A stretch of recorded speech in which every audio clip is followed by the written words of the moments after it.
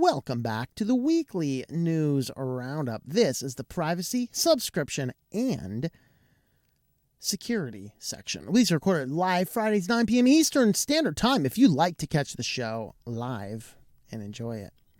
But anyway, let's go ahead and get started on privacy. Your iOS app may still be covertly tracking you despite what Apple says. This is not really news as much as confirmation of what we all suspected and talked about already. And I realize I'm a little over from where I like to be, so let me go ahead and do that. There we are. That's a little bit better. All right, so this is basically that was looking at loopholes, bypasses, violations, all sorts of other things inside of your app. Things like every one of these apps has to have verifications as to whether or not you want to allow data tracking, whatever else. But guess what, guys? Apple apps are exempt from that. Yeah, Apple apps can track you without your permission or whatnot else. Basically, Apple is collecting a lot of data on you, allegedly, but not letting other people collect data on you because, yeah, they're working on very similar things to what Google and Facebook are doing. And if people are on the iPhone, they just don't want to give the advantage to the other ones as well. Is it going to be as abusive? Who knows? Apple is not as good of a company as many people suggest that it may be. In all honesty, if they were, they'd be uniform throughout, but they're not. They're still relying on bad labor practices out of China for building things. They are moving some of their stuff to India. That's good. They're not easy to repair, leading to a lot of e-waste and things like that. And so they're not as good as the American marketing might suggest. But this is basically some researchers looking into the type of data was collected. They found a lot of tracking companies still being used. And in reality, there was more data being collected than you might think. Moving on, Android is going to block call recording apps. So these required an API to run, and Google has killed that API, meaning that third-party phone call recording apps will no longer work after this. Now, there's a few small workarounds that a few of the apps that have bigger support teams have been able to get around a little bit.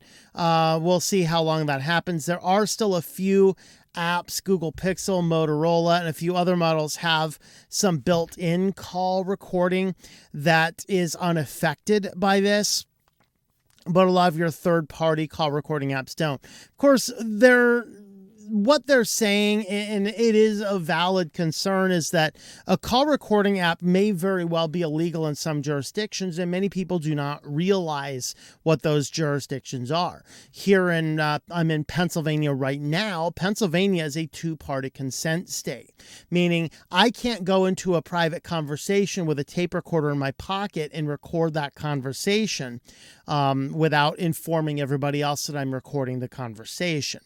And some of these call apps would not allow people to have informed consent that they're being recorded. Now, other states in the United States are one-party consent, which means anybody can record the conversation, and it doesn't matter if they tell anybody else or not. You can use that. And so these are some of the weird little things going into it. And so they are taking out these apps.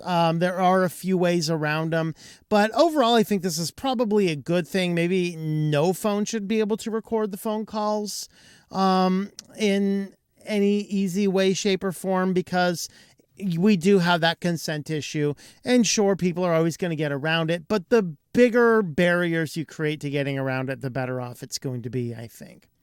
And our last privacy story, this is actually an update to a suit that I don't even know how old this thing is.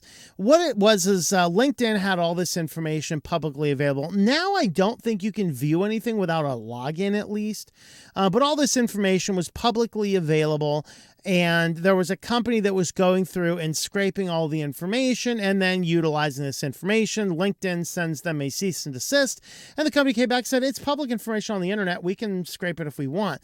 There was a big lawsuit involved, and basically, it's been going through some appeals processes.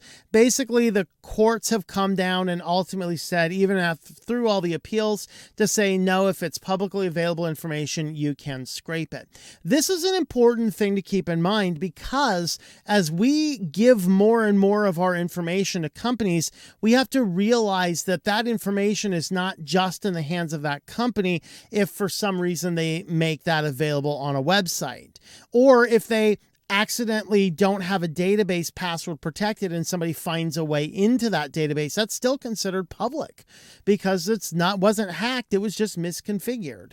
And so we have to be very careful about giving any type of information to these companies, because they will be scraped by other services, other bots, and then used in whatever way that they want. This is why I believe that we need to abolish all data sharing networks, and everybody who holds your data has to have direct written informed consent to have that and to use it. I don't think that any company should be able to scrape any information about me and use that in any way, shape, or form, publicly or privately, without direct opt-in consent from me. And that's kind of the way we need to have solid privacy bills to go. Is that easy to do? Actually, it'd be easier than you think. It simply goes like this. Is that my information? I don't agree to you have that. You must delete it. And if they fail to delete it, they need to start issuing payouts and big checks. We need to see the bottom lines of these companies and see how much money they're profiting off of people's information who did not consent to give that information to those companies. And I think that these companies, hey, let's go back to good old biblical stuff. If you intentionally take something from somebody, it's not accidental. It's an intentional taking something. You'd have to pay back 2 to 3 times the value that you took. Okay, you go to a store and you get caught shoplifting, you're giving the products back and paying for them. Happens, okay? These are the things that we have to keep in mind. But LinkedIn, they're like, hey, this stuff, this isn't for there. We have a terms of service about this type of stuff. And the reality is the bots are now allowed to scrape the data because it's information. It's basically information that's publicly available. Now, how does this relate to Clearview? Well, Clearview is a different case because they are scraping information that they find online for AI. Or biometrics, really. And this is why I think that no data should be able to share without my direct consent, whether that's my images, the likeness of my images, the information about me that's collected on some site. We should abolish these online directories of people unless the people will say, hey, I'll give my information into there. That should be fine. We should have a privacy first focus on the internet. And the fact that we don't, this is why you need to be very cautious about who you give any information to. And so there is a lot more information about this. Basically, the privacy argument was rejected by the courts because LinkedIn has all the stuff that's available to people on their service. And it didn't matter, by the way, that LinkedIn put everything behind an account wall. And so that's kind of the update, the final update to that story. All right, now we're going to go over to the news section. This is going to be the subscribe news. So first up, Walmart has a subscription plan. I actually didn't know that. Like, maybe I covered it at one point in time. In fact, now that I say it, I think I did cover it at one point in time. I kind of forgot about it. But yeah, there is a Walmart subscription plan. It's called Walmart Plus. And Walmart's doing this. Best Buy is doing this. They're trying to get people onto these subscription services by offering things like PlayStations and other very hard to find merchandise in order to basically to their subscribers. So Walmart will get a bunch of PlayStations in, but you can't buy them unless you're a subscription plan user of Walmart, which I cannot think of anything more like bad than a subscription service to Walmart. It's kind of like the other day I was at a Walmart, I was picking up some things, and I realized, there is a brand of toilet paper out there that is worse than the Walmart brand of toilet paper. Did you guys know this? If you ever want to see toilet paper that's worse, Go to a Walmart. They have it there. It's called the Scotty's brand. This stuff is so bad that when the pandemic height was there and you couldn't find toilet paper, I'd go into the Walmart. It's all empty except the Scott brand is still there. And like, no one's like, I'm going to use Kleenex before I use that. Okay. It is actually worse than the Walmart brand of stuff. So I'm just thinking of this as I think of a Walmart subscription plan. But, they're bribing people in with it by having, I think they have like free grocery drop off. They'll have hard to find products like the PlayStation and a bunch of other things. This is like, we don't need subscription. I got news for you guys like Amazon, like, oh, I buy my Amazon Prime to get fast shipping. Guys, ship to an Amazon pickup location. I always get 2-day free shipping and I don't have Amazon Prime. Okay. You don't need Amazon Prime for fast 2-day shipping on Amazon. You ship it to a pickup location and boom, it's there. I mean, I know, well, it's not to my house. Yeah, it takes 3 days to get there. I don't know. But it's like, I cannot get my head around subscription services. To me, it's like a revolving debt that never goes away. No, I'm not living my life by revolving debt. Thank you very much. Netflix stock plummets 37% as the CEO says, hey, we're going to have ad-supported tiers now. It's working for Hulu. To my understanding, I didn't see the update here, but I saw the update somewhere else. They actually backed off of this because so many people had a backlash, but they're still dropped. This is the first time they've had a net loss of subscribers. Their stock dropped, 35% in one day. They're also fighting against password sharing. They're just doing all sorts of weird things. But really, I mean, I can't speak for you guys. If you guys stopped using Netflix or whatever else, I think you should have a long time ago. In fact, I was preaching that we need to stop using it a long time ago because they are one of these companies involved in the sexualization of our children. And there's no reason. It's the same thing with Disney. Like, kill your Disney accounts, guys. I don't care what in the world Baby Yoda is up to on Mandalorian. Nothing is going to give me any reason to support Disney when they are literally using the money to do activism to groom children. That's exactly what Disney is doing. And they're starting to suffer now as well. But Netflix, Reed Hastings, the CEO, Netflix, a lot of people are canceling this because they're starting to realize that we need to get these companies in line by canceling subscriptions and whatever else. And Netflix has not really been doing a good job lately. And this is leading to this, and they're probably going to further decline. But speaking of bad decline, CNN Plus will shut down the end of April.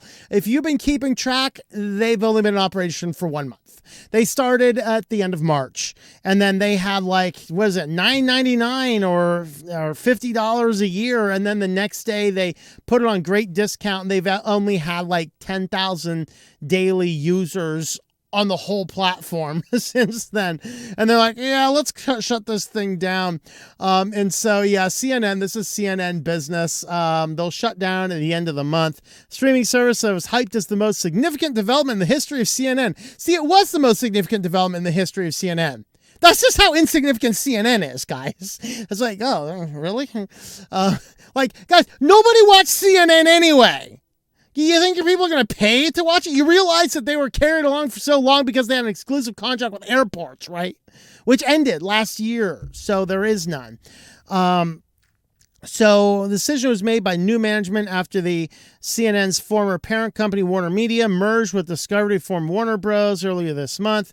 The prior management team vision for CNN Plus runs counter to their individual plan for to house all company brands under one streaming service. Some CNN Plus programming may eventually live through that. Yeah, may. They're like, I don't know, man. These guys are crazy. Have you seen these CNN morons? Oh boy. So that was quick. Well, if you would like to help support the channel, we do have a shop. You can get backpacks and t-shirts and coffee mugs and hats with all sorts of Switch to Linux stuff, from aliens and tinfoil hats all the way down to some code of conduct stuff, Switch to Linux, you fool, cats and tinfoil hats. There's just lots of little things out there. So with that, you can have a look over there. That is shop.switchtolinux.com. Shop.switchtolinux.com. All right, let's have a look over at security news. First up in security news, hackers can infect over 100 different Lenovo models with unremovable malware. This is a bug on UEFI vulnerabilities. Basically, when several of these computers were being deployed, there was a debugging software that was installed, and on about 100 models, they forgot to remove the software before releasing them. And it's fairly easy for somebody to get in here, and it's easy for people to get in here and to take over the whole system, install malware, do all sorts of things, because you're interfacing with the UEFI, not the operating system itself. So the good news is it does require local access to the system. So it's not something that some internet file is going to do. Somebody would have to physically have access to your computer to do it. But there are also patches to resolve these issues as well. Well, next up, the crypto wallet Metamask warns iCloud users to disable backups. So this guy lost $650,000 in a phishing scam. So this basically worked by Metamask on the Apple device, stores a copy of the password protected file in the cloud with the caching to be able to open it. And if somebody gets your number and is able to intercept this. So what this guy did is he received a message from Apple that he even suspected was a scam. The caller ID, however, showed the number as Apple Inc., which is linked to the Apple Store. He called the number back just to make sure, and the person told me his account really had been compromised. Guys, never call back the number. Same thing for your banks, right? If you get a call, in fact, this happened to me once, and it was somebody legitimately tried to steal my banking number. My bank called me, and they call up and said, hey, there's a fraudulent account. Can you verify your number? I said, no, I'm going to hang up the call, and I'm going to call you back. They said, excellent. We hung up the phone. I didn't call their number back. I looked at the back of my card. I called the number on the back of the card. We went through the verification that time. Now that I know the number that I called, we verified it. And indeed, yes, somebody did attempt to steal a bank card. That's how you do it. You don't call the number that just called you. And that's what this guy's mistake was, because it's very possible to spoof the caller ID, and it's very possible to do some other shenanigans that's going to cause it to show up. But he called the number back, verified all the information, which allowed these guys to fish their way on into his iCloud backup. And with the iCloud backup, they were able to access his MetaMask wallet. And then they stripped out $160,000 of Ether, $80,000 of this Mutant Ape Yacht Club, whatever. At least not the board one. The mutant one sounds more excited than the board ones. The board one's just a bunch of apes going, I'm bored. The mutant ones, they're like, hey, like the Ninja Turtles or something. I don't know. 100,000 of Ape Coin and 250,000 of stable coin Tether. And yeah, this was all done because he had a copy of his vault in his iCloud backup, and he was phished. And they got a good one. They got a good one indeed. So be careful of that if you're using MetaMask. Do not allow those files to go into iCloud. Well, this critical bug could have let hackers commandeer millions of Android devices. What this is a vulnerability in the Apple lossless audio codec. Now, Apple has been updating this. However, Qualcomm and MediaTek have been using an unsupported one from 2011. until recently. So they're like, hey, there's an open source of this thing. They've embedded it in the code. Well, Apple patched all of theirs, so anybody on the iPhone devices will not have this vulnerability, but utilizing a compromised Apple audio file, people could get around this by vulnerabilities that have been well known built into this particular codec. And so any Android phone running Qualcomm and MediaTek is probably vulnerable to this. And so, yeah, we have to be very careful about that kind of stuff. So way to go. This is a case where these guys being so reliant on an open source code that had not been updated for almost 11 or 12 years now, they should have been either looking to update it or seeking maybe licensing from Apple or whatever else to make sure, or dropping it altogether from the devices. Okay, it's better to not support one particular device than have compromise throughout it. And why are they using code that's 11 years old without being updated? That's insane. On to our feature security story. There is a 0-day vulnerability in 7-zip. This is applying to Windows. I don't know if it will apply anywhere else, but if anybody is using 7-zip on Windows, the problem is actually with the help menu. So if you pull up the help menu and drag any file with a .7z extension, it does not even have to be a 7z file. If you just, any file renamed .7z, drag that into the help file, and it escalates the privileges on up to administrative privileges on Windows. Whoops! If you delete the 7z CHM file in the 7-zip root folder, that will mitigate the issues until it is patched. But in the meantime, it is very possible for somebody to take over your computer by simply using the help window on 7-zip. So that's exciting. Make sure that you are taking that mitigation strategy if you are using 7-zip on Windows, or hey, just switch to Linux. I don't know if the vulnerability is on Linux though either, but who knows? Who knows, right? Well, you can help support Switch to Linux over on Subscribestar. Subscribestar.com/switched-to-Linux. We can jump on over there if you want to help support the channel. Thanks for watching, everybody, and we will see you next time. Thank you for watching this video from Switched to Linux.